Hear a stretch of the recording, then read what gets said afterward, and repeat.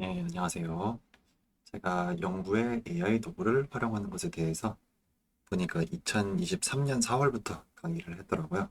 그래서 벌써 이런 강의를 하기 시작한 지 2년이 만으로 꽉 찼습니다. 그러다 보니 예전에 강의를 했던 곳에서 좀 업데이트된 거를 알려주세요 라고 연락이 오는 경우가 생기기 시작했습니다.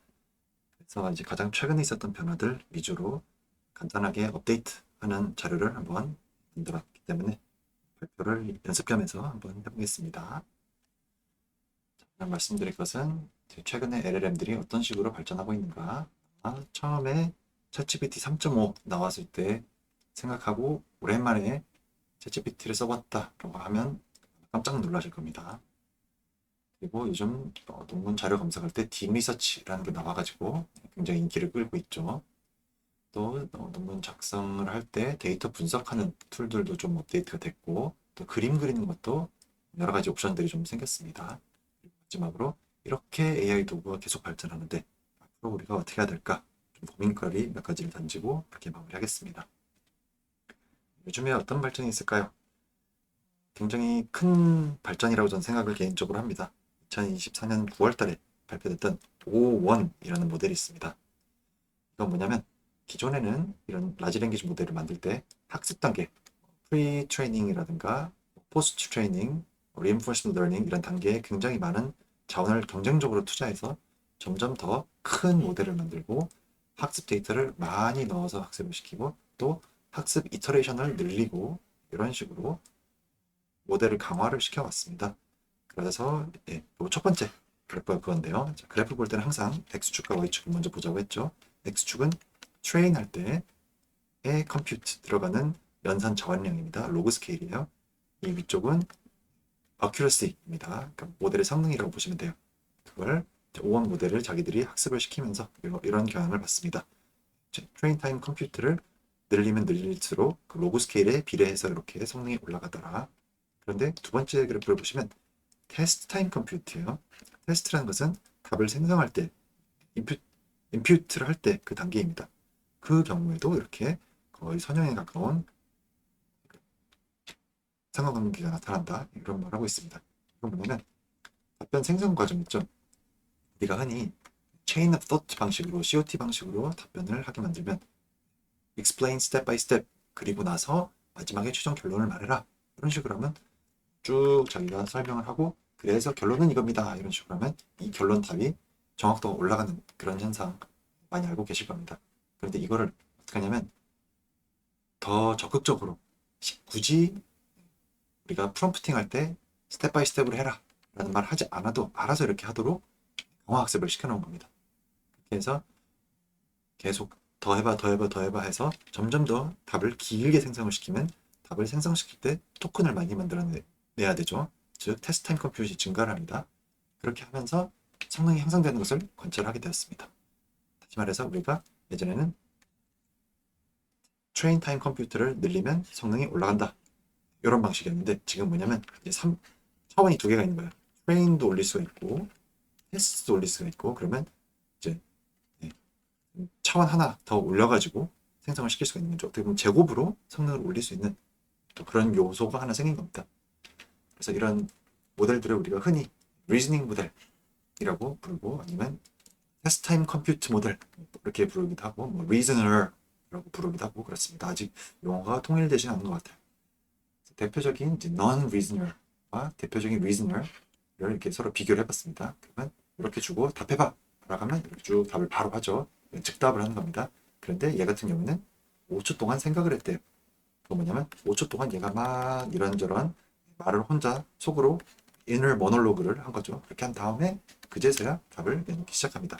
이렇게 하면 답의 퀄리티가 더 올라간다는 거예요. 다시 한번 이제 도식화를 해보면 우리가 질문을 하죠. 그러면 이 질문에 여러 개의 토큰들이 있을 겁니다. 그러면 이 토큰들에 의해서 그 다음 토큰, 그 다음 토큰이 바로 이렇게 출력을 시작하게 되면 이건 이제 즉답을 하는 거죠. 이런 건 이제 non-reasoning 모델입니다. 오늘 기준으로 해서 GPT-4o 아니면 GPT-4.5 이런 모델은 이제 non-reasoning 모델에 해당을 합니다. 우리가 질문을 하면 바로 답변을 생성하기 시작해요.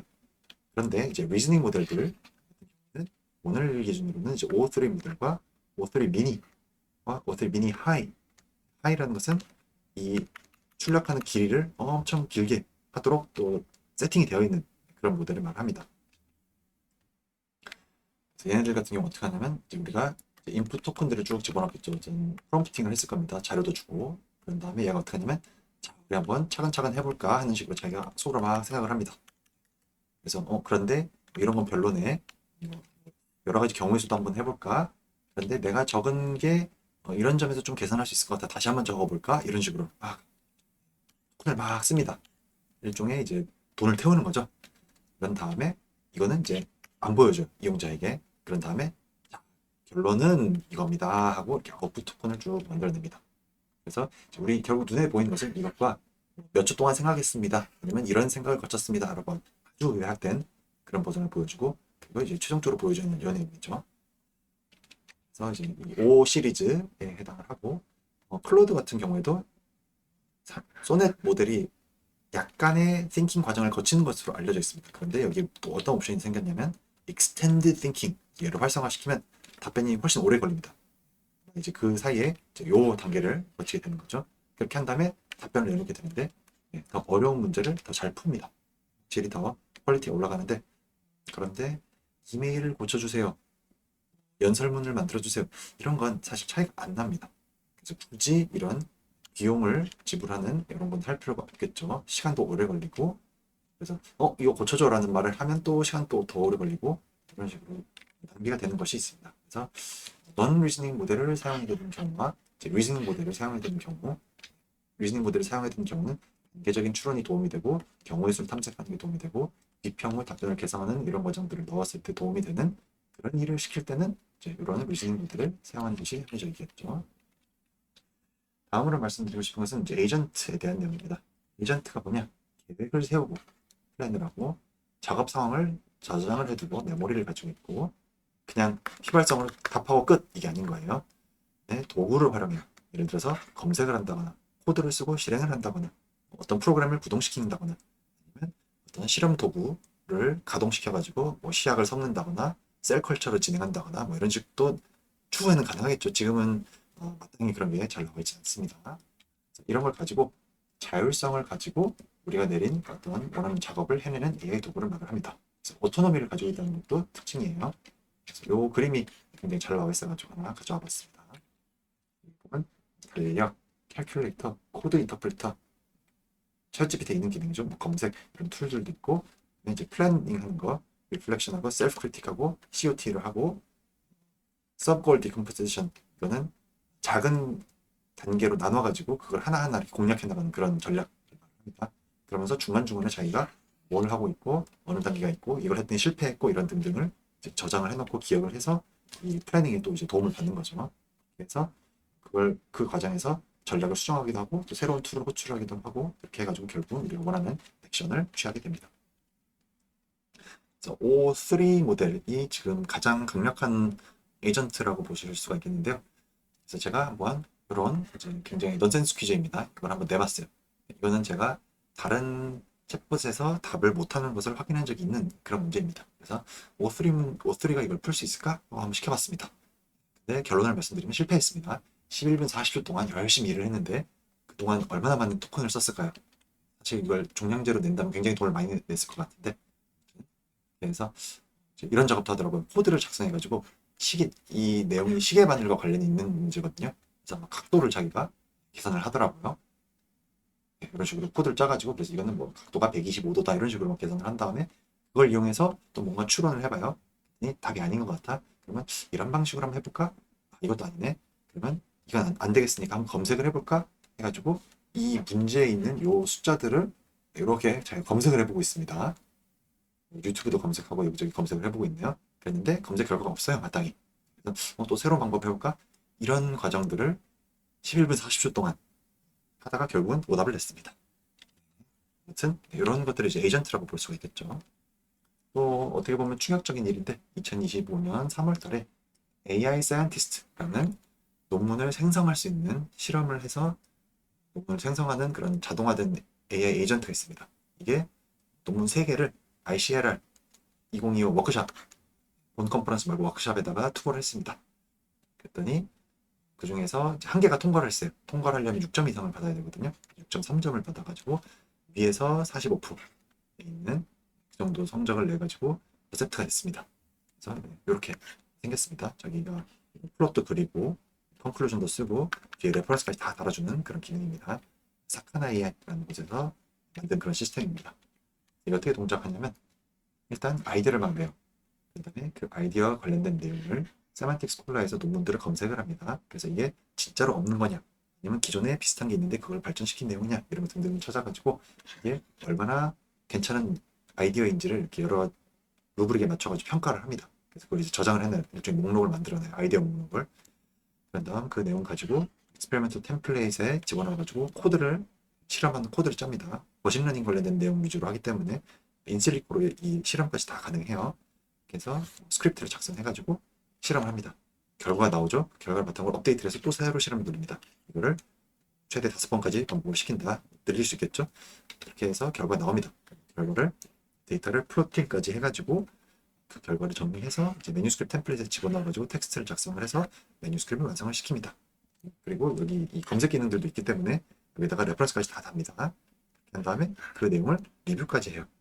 리뷰 평을 적을 수가 있겠죠. 그걸 가지고 또 새로운 아이디어를 개발을 해서 이거를 무한 루프로 돌릴 수 있는 그런 시스템입니다. 논문을 처음부터 끝까지 실행 버튼을 누르면 알아서 생성을 해내는 재미있는 시스템입니다.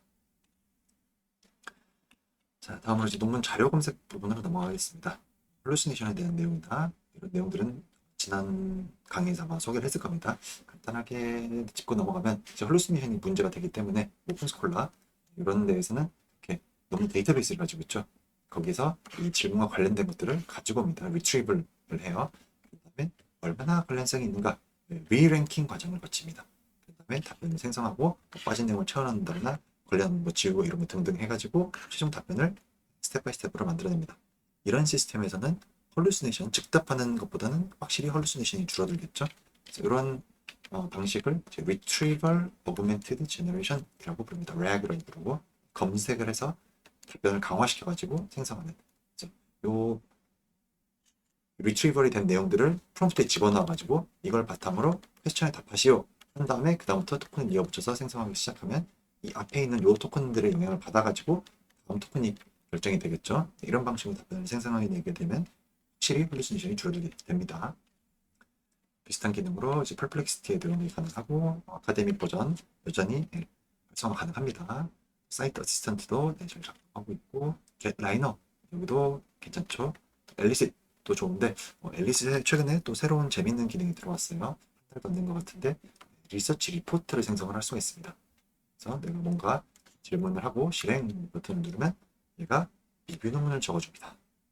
그래서 50개의 논문들 중에서 이제 7가지 스크리닝 크라이테리아를 가지고 스크리닝을 해서 최종 10개의 페이퍼가 남았고 그거에 대해서 리뷰 논문을 작성을 해줘요. 그리고 중간에 뭐 표도 만들어서 집어넣고 굉장히 일을 잘합니다. 그리고 비싼 요금제를 쓰면 이게 550개에서 200개, 1000개까지 이렇게 증가를 시킬 수가 있습니다. 앞으로 리뷰 논문을 굳이 사람이 적어야 되는가 이런 약간 회의감이 드는 그런 재미있는 기능입니다. 검색 기능도 이제 예전과 비슷합니다. 별로 달라진 것 같고 컨센서스 앱도 디자인이 좀 예뻐졌고 예전과 기능은 비슷합니다. 예전에는 이제 믹스드라는 게 없었는데 이게 생겼고 그리고 리절트 정리도 훨씬 예전보다 깔끔하게 하고 요약 퀄리티도 예전보다 더 좋아진 것 같습니다. 왜냐면 베이스가 되는 LLM 모델들이 계속 발전하고 있잖아요. 다음 이제 대망의 딥리서치입니다. 오픈AI에서 가장 처음 내놨죠. 이제 우리가 질문을 이렇게 할 수가 있어요. 질문을 하면서 딥리서치라는 기능을 활성화시키고 다음 버튼을 누르면 이런 내용이 궁금하시군요. 조사를 위해서 이런 거 이렇게 할지 어떤 방향성을 확인하는 그런 질문을 역으로 이용자에게 합니다. 거기에 대해서 이렇게 원합니다. 이렇게 해주세요. 이런 게 관심이 있습니다. 하고 답변을 하고 다음 누르면 이렇게 조사가 완료되면 알려드리겠습니다. 하고 이렇게 조사를 하기 시작합니다. 그래서 자, 요걸 내가 페이퍼를 읽어보고 있어. 그 다음 링크 가가지고 자, 이런 내용이 있네. 그 다음 링크 가가지고 이렇게 있는데 이런 내용을 좀 더 찾아봐야 될 것 같아. 이런 식으로 에이전틱하게 스텝 바이 스텝으로 여러 가지 자료들을 취합해가지고 자기가 알아서 검색 방향을 결정해서 자료를 정리를 합니다. 그래서 이렇게 굉장히 디테일한 보고서를 생성을 합니다. 이런 보고서 형태로 생성을 하도록 최적화가 되어 있는 그런 AI 에이전트라고 생각하시면 됩니다. 이건 좀 짧아가지고 4분 걸렸는데 길게는 30분 더 넘어가는 경우가 있더라고요. 그리고 이러이러한 우려가 제기되어 있습니다. 그러면 뒤에 이런 링크가 있습니다. 그 링크 클릭하면 해당 논문이 열립니다. 이런 식으로 레퍼런스를 달아가지고 굉장히 상세한 보고서를 생성해주는 그런 기능입니다. 이런 기능을 써보면서 드는 생각이, 우리가 기존에는 챗봇을 사용했잖아요. 우리가 질문을 하면 즉답을 했습니다. 그런데 이런 에이전틱한 도구가 될수록 점점 페이스가 달라집니다. 내가 질문을 했어요. 그 다음에 즉답을 했죠. 어떤 식으로 조사할까요? 내가 이렇게 조사해 주십시오 하고 답을 했어요. 이것도 즉답이죠. 그 다음에 굉장히 텀이 깁니다. 몇십 분 동안 조사를 합니다. 그런 다음에 이런 큰 보고서를 줬죠. 사람이 이거를 한두 시간 읽어서 활용을 하거나 검증을 하거나 하는 단계가 필요합니다. 그래서 이런 페이스의 인터랙션은 우리가 그냥 챗봇이라고 말하는데 챗봇과는 사뭇 다른 페이스의 인터랙션이다 라는 생각이 들더라고요. 이 딥 리서치 기능이 챗GPT 것은 유료입니다. 무료로 추후 풀릴 거다, 뭐 올해 중으로 될 거다 라는 공지 비슷한 것들이 있었는데 아직은 적용이 안 되어가지고 무료로 사용하시는 분들은 사용할 수가 없는데, 이 딥 리서치 비슷한 기능이 여기저기 굉장히 많거든요. 그래서 여기저기 들어가 보셔가지고 무료로 제공하는 것을 하루에 3회 사용할 수 있게 해주고 이런 식으로 좀 제약이 있긴 하지만 그만큼 사용을 할 수가 있습니다. 그리고 한 번 이걸 생성을 시키면 한두 시간 들여다봐야 되거든요. 그래서 결코 하루에 한두 번, 세 번 예를 들어서 쿼터를 준다고 해서 그게 적응이 아닙니다. 그래서 그룹 같은 경우에도 딥서치 이름 비슷하시면 다르죠. 이런 게 있고, 또 펄플렉스 같은 경우는 리서치라고 있고, 이거는 라인업 건데 여기는 똑같네요. 이름이 딥 리서치라고 되어 있습니다. 그런 걸 이렇게 클릭해가지고 활성화시켜서 일을 시켜보시면 되겠어요. 그리고 한 번에 잘 시키는 것이 좋습니다. 그리고 네, 제미나이 것이 또 최근에 업데이트가 됐는데 굉장히 성능이 좋습니다. 그래서 제미나이 거 지금 이 중에서 하나만 써보신다고 하면 이거 무료로도 하루에 몇 번씩 쓰게 해주거든요. 이거 한번 써보셨으면 좋겠어요. 굉장히 일 잘하고, 그리고 그 결과물을 바로 구글 독스로 엑스포트를 할 수가 있습니다. 그래서 그거 프린트하면 굉장히 깔끔하게 잘 나오거든요.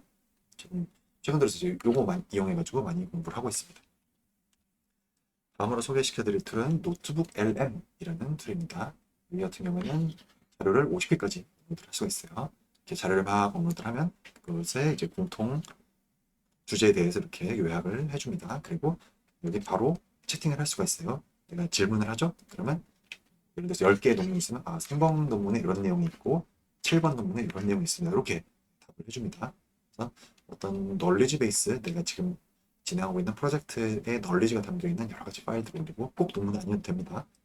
올리고 이렇게 질문을 하면 확인할 수 있고, 제가 보기에 굉장히 중요한 기능인데 오디오 오버뷰는 AI 호스트가 진행하는 팟캐스트를 만들 수가 있어요.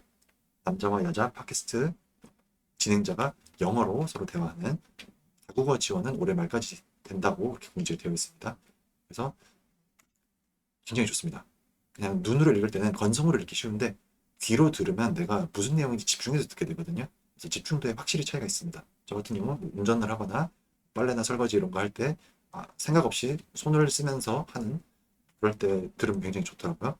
그리고 이거를 실행시킨 다음에 여기 지금 표시는 안 되는데 인터랙티브 모드가 있거든요. 그래서 그거 클릭하죠. 그러면 내가 실시간 참여할 수가 있습니다. 그래서 조인 버튼을 딱 클릭을 하면 네, 시청자 자기들끼리 그 논문에 대해서 막 이야기를 하고 있다가 시청자로부터 질문이 왔군요. 네, 말씀하세요 라고 해요. 내가 말을 합니다. 이 부분에 대해서 좀 더 설명을 해주세요. 그러면 그 진행자들이 굉장히 중요한 질문이네요. 그러네요. 저희가 좀 부실하게 넘어간 것 같아요. 이러면서 또 둘이 막 이야기를 하면서 설명을 해줍니다. 이렇게 실시간으로 이런 기능이 제공이 됩니다. 굉장히 매력적인 기능이죠. 그리고 또 마인드맵 기능이 있습니다. 이 마인드맵도 굉장히 최근에 추가가 된 기능인데, 이런 식으로 내가 논문을 업로드하면 이걸 마인드맵 형태로 자동으로 만들어줍니다. 그래서 좋은 점이 뭐냐면 오디오 오버뷰를 들으면서 이 마인드맵을 보고 있는 거예요.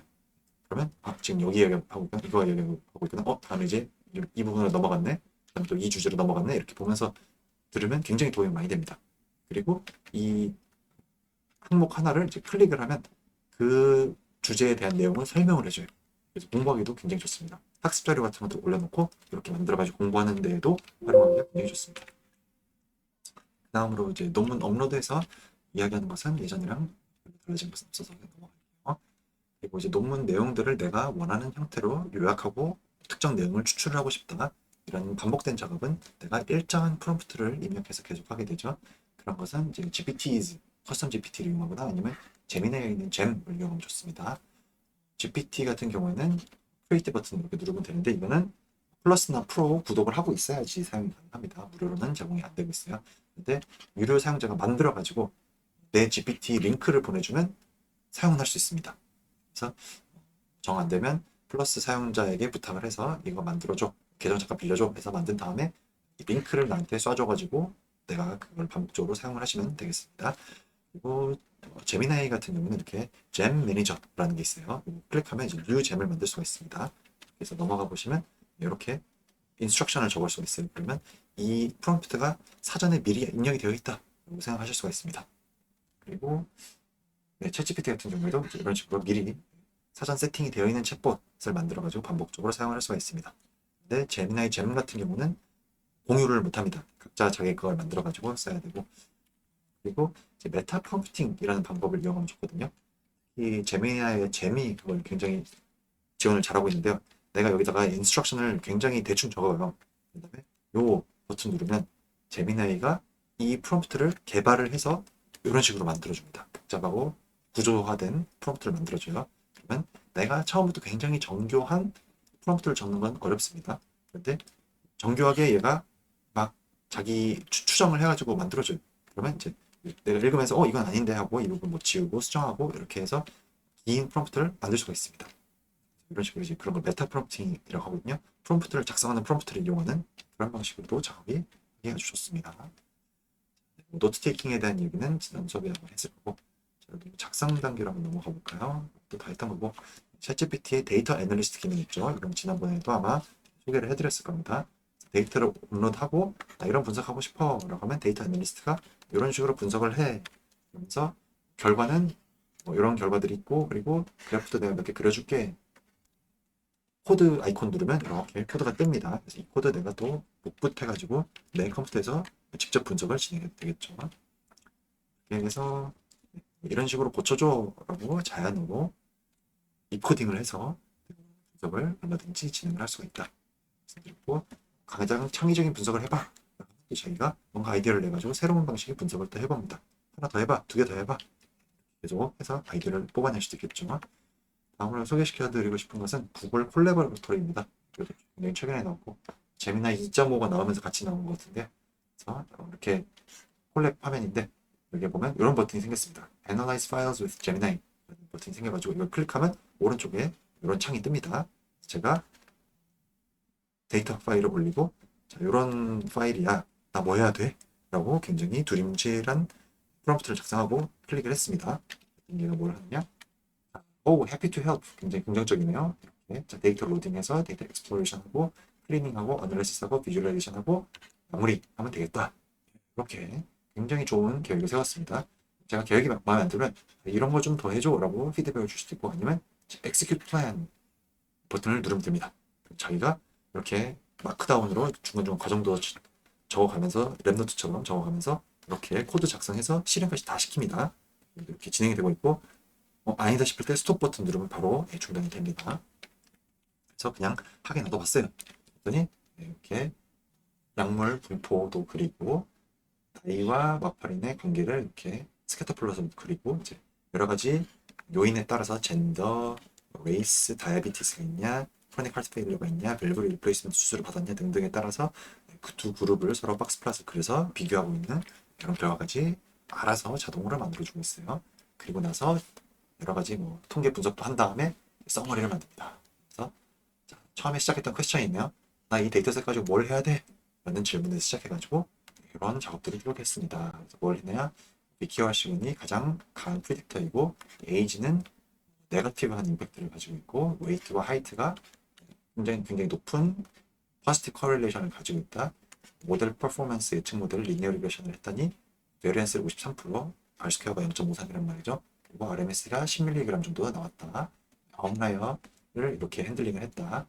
그래서 다음은 이런 것도 가능하다라고 나옵니다. 그러면 다음 단계 계획도 세워줘. 이렇게 한 다음에 execute plan 누르면 또 추가 분석도 진행이 되겠죠. 이런 식으로 할 수 있는 시대가 되었습니다. 논문을 처음부터 끝까지 작성하기도 하는데 이 정도는 우습죠. 이런 단계들은 제가 지난번에 했을 거니까 넘어가고요. 달라진 건 없습니다. 네, 다음으로 조금 더 이제 발전이 된 부분이 이 비주얼라이제이션, 피겨 그리는 쪽은 확실히 좀 개선이 된 것 같습니다. 지금도 제가 보기에는 클로드.ai 여기가 이 SVG 그래픽스를 굉장히 잘 그립니다. 지금 굉장히 잘 그려요. 그래서 이렇게 그려줘. 이 개념을 전달할 수 있는 피겨를 세 가지 다른 방식으로 그려줘. 저 같은 경우 디벨롭 해가지고 여러 가지로 그려보자. 그랬더니 several different approaches를 한대요. 제가 피겨 1을 먼저 만들었었는데 이거를 한번 좀 다른 방식으로 해줘. 그랬더니 hierarchical tree diagram 지금 요겁니다. concentric circular design, time flow, side by side comparison, 마인드맵 형태로 이렇게 다양한 방식으로 비주얼라이제이션 해줍니다. 그걸 보고 제가 특히 이제 이런 개념적인 걸 그릴 때 굉장히 도움이 많이 되더라고요. 이렇게 여러 가지로 보고 괜찮은 거 골라가지고 예를 들어서 뭐 사이드 바이 사이드를 좋아. 그러면 이거를 조금 더 디자인을 enhance 시켜줘. enhance number 4 이런 식으로 명령을 내리면 또 막 합니다. 디자인도 더 화려하게 만든다거나 아니면 약간의 뭐 픽토그램 같은 걸 넣어준다거나 이런 식으로 하면 확실히 또 퀄리티가 좋아집니다. 그래서 한번 보고 별로네 할 때 한 번 더 해봐 라고 간단하게만 던져봐도 확실히 결과가 좋아집니다. 스텝 바이 스텝으로 COT 방식으로 작업을 하기 때문에 한 번에 잘하는 건 어렵죠. 그래서 또 해봐 이런 식으로 몇 번 시켜보면 확실히 퀄리티가 올라갑니다. 소개시켜드리고 싶은 툴이 냅킨 AI라는 것이 굉장히 잘 만들어주더라고요. 얘는 추상화되어 기화되어 있는 어떤 템플릿들이 있어요. 그래서 그 템플릿에 이런 텍스트들을 이렇게 적절한 위치에 넣어가지고 굉장히 잘 만들어줍니다. 여기 보면 이런 템플릿들을 자기가 가지고 있거든요. 그래서 이걸 이렇게 클릭하면 이 같은 텍스트를 선택하고 이 냅킨 만들기를 누르면 이런 게 생기거든요. 근데 이제 다른 옵션을 선택을 하면 그 모양 맞춰가지고 이런 텍스트를 적당히 집어넣은 그런 다이어그램을 만듭니다. 또 이렇게 선택해가지고 제가 만들어줘 했더니 이렇게 정리를 해줍니다. 그래서 이제 여기 이런 적절한 아이콘 같은 것도 넣어가지고 만들어줍니다. 그래서 추상화 기호화에 굉장히 특화가 되어 있는 글이다. 한국어, 영어 다 잘합니다. 챗GPT의 이미지 제너레이션이 예전에는 난리 3였죠. 그게 또 업그레이드 됐습니다. 그래서 굉장히 성능이 좋아졌어요. 제가 최근에 적은 논문을 하나 주고 Draw a diagram graphic that captures the main concept of this article 시켰어요. 그랬더니 예전 같으면 상상할 수 없는 그런 아주 깔끔한 것이 나왔습니다. 그런데 보시면 뭐 리디자인인데 뭐 n이 두 번 들어간다거나 결국은 이건 그림을 그리는 거거든요. 앞에서 보여드린 이 SVG 이런 건 텍스트로 되어 있습니다. 몇 코마 몇에 몇 픽셀짜리 무슨 색깔 박스를 그리고 그 안에 무슨 글씨를 중앙정렬을 해서 집어넣어 이런 식으로 명령을 내리는 거거든요. 그래서 이거는 글씨를 안 틀립니다. 그런데 이것도 마찬가지로 냅킨도 이게 그냥 텍스트를 정해진 템플릿에 집어넣는 방식. 그런데 이거는 전체가 그냥 통으로 이미지입니다. 때문에 수정도 못하고 그리고 이런 식으로 뭔가 좀 이상한 글이 문자들이 좀 들어갑니다. 좀 깨진 글도 들어가고 한국어는 굉장히 못하는 편입니다. 가능은 하긴 한데 그런데 이 전반적인 이 이미지를 다루는 능력이 너무너무 탁월합니다. 그래서 제가 여기다가 좀 더 컬러풀하게 하고 케이크 데코레이션에 집어넣은 다음에 귀여운 고양이가 들고 있게 해줘 라고 했더니 이 그림을 약간 컬러풀하게 만들어가지고 케이크 위에 장식으로 이렇게 얹어놓고 고양이가 들고 있습니다. 이런 것도 만들어줬는데 제가 포토 리얼리스틱하게 바꿔줘 라고 했어요. 그랬더니 진짜 사진 같은 고양이가 진짜 사진 같은 케이크 위에 있는 이 다이어그램을 들고 있습니다. 이런 식으로 할 수 있긴 한데 이게 과연 재미는 있는데 학술적으로는 그렇게 가치가 있을까? 그런 디자인 아이디어를 뽑는 데는 충분히 좋을 것 같습니다. 이걸 바탕으로 해서 내가 적절한 툴, 뭐 파워포인트나 일러스트레이터 이런 데 가가지고 하나하나 제대로 입력을 해가지고 만들면 그때는 좋을 것 같습니다. 감마점 앱 이거는 예전부터 굉장히 파워포인트를 잘 만드는 그런 툴입니다. 지금은 더 업그레이드가 되어가지고 예전보다 더 잘 만듭니다. 이런 중간중간 이런 일러스트레이션 같은 것들 생성을 해서 넣어주기 때문에 저작권 걱정 이런 거 없이 넣을 수도 있고 아니면 내가 사진을 올릴 수도 있습니다. 올릴 수도 있고 또 그냥 여기는 텍스트 제너레이션도 되기 때문에 내가 주제를 주고 이 주제에 대해서 적어봐 라고 쭉 적습니다. 이거 가지고 파워포인트 만들어봐. 그럼 파워포인트를 만들어요. 그래서 내가 그냥 굉장히 빠르게 뭔가 브레인스토밍에서 뭔가를 만들 때 순식간에 할 수가 있습니다. 무료로 어느 정도 크레딧을 주기 때문에 테스트해 보시면 굉장히 재미있을 것 같습니다. 자, 이제 마지막 마무리입니다. 이런 AI 도구가 이렇게 발전을 많이 하고 있는데 그럴 때 우리가 또 이제 새로운 고민에 빠지게 되죠. 일단 이런 AI 툴들, 특히 이제 라지 랭귀지 모델 활용을 이 NEGM AI라는 저널에서 장려를 합니다. 이게 1권 1호의 첫 번째 에디토리얼입니다. 첫 번째 아주 강력하게 왜 우리가 서포트하고 장려하는가, NEGM AI에서 라지 랭귀지 모델을 사용하는 것을 왜 그러는가 이런 걸 설명을 하고 있어요. 언어 장벽을 줄여준다.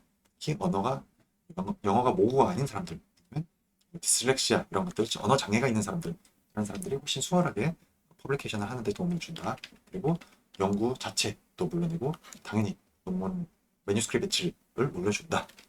그리고 설사 금지하더라도 false negative, false positive가 있기 때문에 정확하게 잡아낼 수가 없습니다.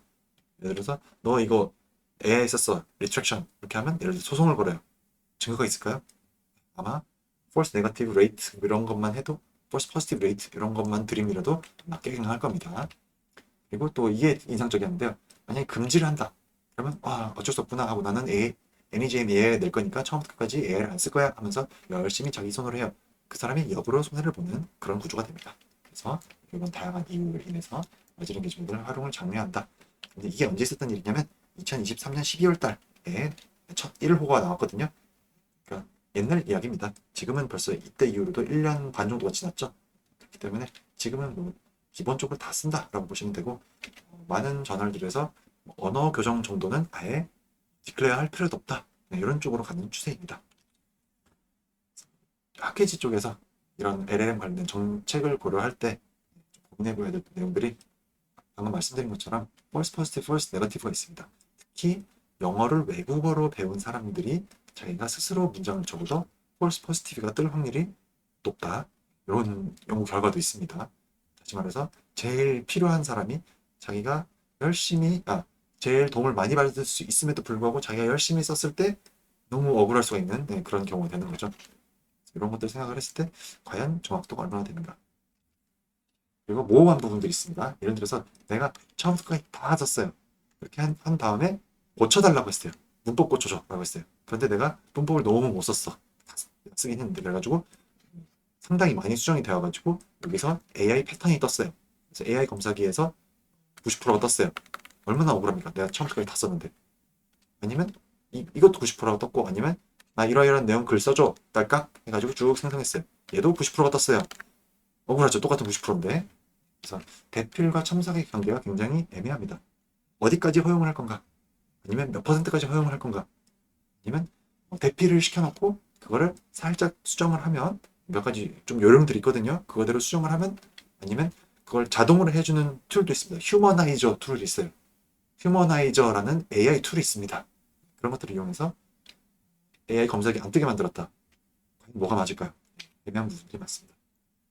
그리고 지금 LLM들을 우리가 제한하는 이유가 뭔가 불완전하고 사람이 게으르게 클릭해가지고 생성했는데 거기에 오류가 있을 확률이 높기 때문이죠. 그런데 갈수록 점점 사람도 어차피 실수하잖아요. 자율주행과 비슷합니다. 지금은 그거를 어떻게 AI한테 맡겨 사람이 해야지 라고 생각하는데 어떻게 보면 사람이 더 위험할 수도 있습니다. 일부 통계들을 보면 사람보다 더 안전한 곳은 나옵니다. 마일 아워 뭐 이런 거 따져봤을 때 더 안전한 걸로 나와요. 그러면 과연 사람이 운전하는 것이 유기적인가? 오히려 역으로 될 수도 있습니다. 그리고 오타 자동 수정 요즘 하죠. 내가 타이핑하면 아예 내가 아무 클릭을 안 해도 자동으로 수정이 되기도 하고 아니면 빨간 밑줄이 쳐져가지고 내가 우클릭한 다음에 수정 누르면 수정이 되고 이렇게 됩니다. 그런데 그게 아마 조금만 지나면 워드 프로세서에 자동으로 들어올 겁니다. 그럼 내가 이렇게 문장을 적고 있는데 여기에 딱 하이라이트가 떠요. 그러면서 논문에 부적합한 표현입니다. 수정할까요? 그래서 그래 수정해 클릭하면 싹 고쳐집니다. 이건 내가 LLM 툴 쓴 걸까요? 안 쓴 걸까요? 굉장히 애매하죠. 아니면 이거를 교정업체에 맡겼어요. 그래서 사람이 수정해 주셨어요. 아니면 AI 툴을 이용해서 수정해 주셨어요. 나는 모르죠. 근데 그렇게 받아가지고 그걸 퍼블리시를 했어요. 그건 AI를 쓴 걸까요? 안 쓴 걸까요? 굉장히 애매한 부분들이 많습니다. 그리고 이제 금지 쪽으로 자꾸 몰아가게 되면 문제가 올바른 사용 방법에 대해서 교육을 할 수가 없게 됩니다. 너 금지. 그런데 사실은 제대로 쓰려면 이렇게 써야 돼 라는 걸 교육한다는 게 말이 안 되죠. 그래서 논문 작성을 할 때 인간이 최대한 충분히 입력을 많이 넣고 컨트롤을 하면서 또 초안도 작성을 하고 이런 방식으로 할 수 있도록 이렇게 교육을 시켜야 되고, 그리고 이제 검토를 해야 된다. AI가 이런 이제 홀루시네이션, 이런저런 종류의 오류들이 5가지가 있으니까 그거에 대해서 우리 한번 공부해보자, 이런 식으로 강조를 하고 교육을 할 그런 필요가 있습니다. 그리고 이제 특히 이건 남의 논문을 봐주거나 아니면 리뷰를 할 때 문제인데요. 이 내용을 챗봇에 집어넣어가지고 나 이거 한번 검토해줘, 아니면 자, 이 논문에 대해서 내가 이런 심사평을 적었는데 괜찮은지 한번 봐줘, 이런 작업을 할 때 학습 데이터로 활용되지 않도록 세팅을 해놓고, 아니면 그러지 않는다는 것이 확인된 믿을 만한 툴을 이용을 해서 사용을 하셔야 됩니다. 참고로 챗GPT 같은 경우에는 설정에 들어가시면 내 채팅 내용을 트레이닝 데이터로 활용할 수 있다, 없다, yes, no를 선택할 수 있게 되어 있습니다. 들어가서 no로 해놓고 하시거나, 아니면 temporary chat, 임시 채팅이 있어요. 그걸 해놓고 하신다거나 하면 학습 데이터로 활용이 안 됩니다. 그리고 클로드 같은 경우는, 아니면 제미나이 같은 경우, 구글 제미나이 같은 경우는 이 두 챗봇들은 학습 데이터를 아예 활용을 하지 않습니다. 그렇기 때문에 그런 세팅 자체가 없습니다. 이건 굉장히 인상 깊었던 네이처에 올라온 퍼스펙티브 논문입니다. 2024년 3월에 올라온 거고, 제목을 보시면 AI and Illusions of Understanding, 이해한다는 환상, 과학적인 연구에서 이런 내용입니다. 그래서 여기에 이제 피규어를 보면 첫 번째가 여러 가지 일루전들이 있는데, Illusion of Explanatory Depth, 내가 AI가 뭔가에 대해서 이렇게 쫙 설명을 해줬어요. 그러면 내가 이만큼 이해했다 라고 이용자는 착각하기 쉬운데, 사실은 이 정도밖에 내가 이해를 못한 거예요. 이런 착각에 빠질 수가 있고, 또 예를 들어서 어떤 현상을 설명하는 여러 가지 하이포테시스가 있어요. 그 중에서 AI 도구를 사용해서 뭔가 실험 또 세팅을 하고 뭐 실험도 돌리고 이런 걸 했어요. 그러면 내가 실제로 접근 가능한 테스트를 해볼 수 있는 가설은 이거밖에 안 됩니다. 그런데 내가 AI 툴을 이용을 해가지고 했으면 AI 툴은 똑똑하니까 했을 거야 상상을 하는데 안 그럴 수 있다는 거. 그리고 마지막은 illusion of objectivity, 얘는 아주 객관적이야. AI는 아주 객관적이야.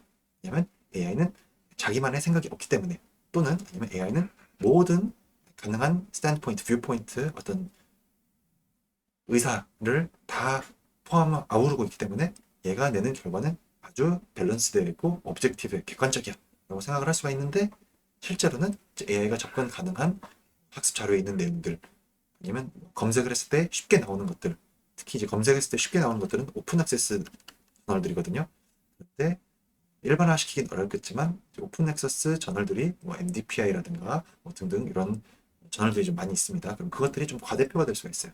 그리고 그런 검색이나 학습 데이터에 없었던 그런 것들은 이제 과소 반영이 되는 거죠.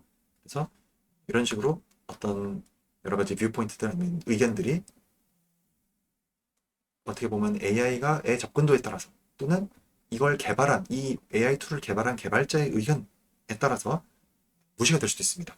그런데 우리가 사용을 하면서 AI는 자기 뭔가 편향되지 않았어, 아니면 AI는 모든 걸 다 반영하고 있어 라고 착각하고 사용을 할 수가 있다는 거죠. 그래서 이런 착각에 빠질 수 있다라는 것 정도만 우리가 고민을 하면서 사용을 하면 훨씬 낫지 않을까 라고 생각을 합니다.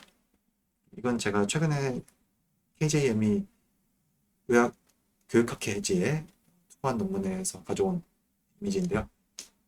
베잉브리지라는 분이 1983년도 작성한 Ironies of Automation이라는 굉장히 통찰이 깊은 자동화가 이제 막 도입이 되던 시기였거든요. 80년대가. 그때 그런 자동화가 되면 이제 이런 모순, 아이러니가 생길 거다에 대한 내용들을 지금 제가 생각해 보니까 의사들이 아니면 연구가 자동화가 되면서 위험에 우리가 빠질 수가 있겠다. 그래서 이제 어떻게 대응을 해야겠다에 대한 내용을 제가 작성한 건데, 일단 첫 번째가 디스킬링이라는 겁니다. 이건 뭐냐면 자동화가 되잖아요. 그러면 우리가 평소에는 이걸 손으로 하면서 아니면 내가 직접 하면서 지속적으로 훈련이 되면서 내 스킬이 유지가 됩니다. 아니면 스킬이 올라가거나. 근데 그게 자꾸 오프로딩이 되죠. 자동화가 되면서 AI 툴들에 의해서. 그러다 보니까 내 실력이 늘 수가 없어요. 그러다 보니까 그럼 교육적으로는 어떻게 해야 되는가?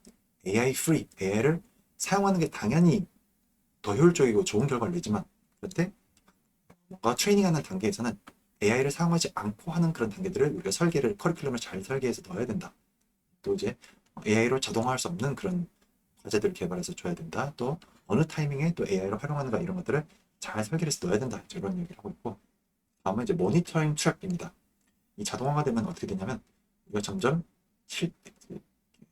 인볼브가 되어가지고 적극적으로 어떤 일을 하던 사람에서 점점 사람의 역할이 모니터링하는 굉장히 패시브한 그런 일로 바뀌게 됩니다. 그러다 보니까 비질런스가 떨어지고 보redom 때문에 긴장도가 떨어지죠. 그리고 또 이런 AI 툴을 통해서 아니면 AI 툴의 어떤 모니터링 결과 같은 걸 쳐다보는 방식으로 그 작업을 하다 보니까 또 새로운 종류의 AI와 사람 인터페이스에서 발생하는 그런 에러들이 있습니다. 그러다 보니 이제 비즈넌스와 AI 리트러시, 이 AI가 어떤 식으로 동작하고 원리는 뭐고, 그래서 이제 이런 식으로 우리가 활용을 해야 되고 얘한테 일을 시킬 때는 어떻게 해야 된다, 이런 AI 리트러시 관련된 교육들을 교육 과정에 집어넣어야 된다. 그리고 다음은 Irony of Automation이라고 해서 센트럴 아이러니입니다. 이거 뭐냐면 오토메이션을 통해서 원래는 일이 쉬워져야 돼. 근데 역으로 사람이 많은 일들은 제일 어려운 일들만 남아있는 거예요. 근데 심지어 그 일을 언제 하게 되느냐? 이 자동화 시스템이 뭔가 페일했을 때, 놓쳤을 때. 그래서 그리고 바로바로 해야 되는 그런 위급한 상황에서 사람의 개입이 필요해지는데, 정작 사람은 디스킬링이 된다고 했죠. 그런 상태에서 이거를 대처해야 되는 그런 상황이 돼버립니다. 그래서 그러면 어떻게 해야 됩니까? 그 AI가 할 수 없는 그 엣지 상황에 대해서 따로 우리가 트레이닝을 시켜줘야 된다. 그리고 out of the loop, 우리가 그 일을 할 때 한 발짝 떨어져가지고 모니터링하는 상황이 되다 보니까 situational awareness, 지금이 어떤 상황이고 뭐가 돌아가고 있고 이런 걸 파악하는 능력이 떨어집니다. 그 상황에서 굉장히 빠르게 의사 판단을 내려가지고 지금 모니터링 관련된 수치들을 보거나 결과들을 보면서 빠르게 대응을 해야 돼요. 그래서 그런 것과 관련된 그런 페일리어 상황에 대한 트레이닝이 필요하다. 이렇게 얘기하고 있어요. 마지막으로 이제 AI 에이전트라는 말씀을 드렸는데, 이 에이전트가 얼마나 빠르게 발전하고 있는가에 대한 말씀을 드리고 마무리를 할게요. 그러면 얼마나 빠르게 발전하고 있는가를 하면 보통 어떻게 하냐면 이제 발전 단계, 시간에 따른 어떤 벤치마크 점수에서 0점부터 100점까지 있어요. 근데 이게 어떻게 되냐면 자꾸 100점이 차버려요. 이 검사를 해서 100점이 차고 또 더 어려운 걸 가져왔어요. 그 검사도 결국은 100점이 차고 더 어려운 거 만들어보자 해도 이렇게 해가지고 또 100점이 차버려요. 이런 식으로 자꾸 세츄레이션이 되는 그런 문제가 있었습니다. 벤치마크에. 그래서 이 METR이라는 곳에서 굉장히 재밌는 아이디어를 내가지고 평가를 하기 시작했는데, 이건 뭐냐면 예를 들어서 뭐 GPT 3.5가 가장 처음 나왔던 챗GPT 버전이죠. 얘가 할 수 있는 50% 정도 확률로 성공할 수 있는 난이도의 일이 있을 때 그 일을 사람이 하는데 시간이 얼마나 걸리는가, 이걸로 난이도를 측정하기 시작했습니다. 그러면 어려우면 어려울수록 사람이 하는데 오래 걸리잖아요. 그래서 그냥 시간이 이 Y축이 무한대로 이렇게 올라가는 그런 스케일을 만들었습니다. 그래서 GPT-2 같은 경우는 뭐 이거 합니까? 예, 아니요. 라는 간단한 질문에 답하는 거 1초에서 4초 정도 되는 그 정도 난이도였고, GPT-3은 조금 더 어려운 한 10초 정도 고민해야 되는 문제, GPT-3.5는 뭐 어디 가가지고 간단하게 자료를 보고 답해야 되는 문제, GPT-4 정도 되면 어떤 웹 검색을 통해 가지고 뭔가 찾아가지고 답해야 되는 10분 정도 걸리는 문제, 이런 식으로 올라가고 있습니다. 그래서 여기에서 처음에 발표했을 때 소넷 3.7 클로드 모델 중에서 최근 모델이죠. 얘가 1시간 정도 됩니다.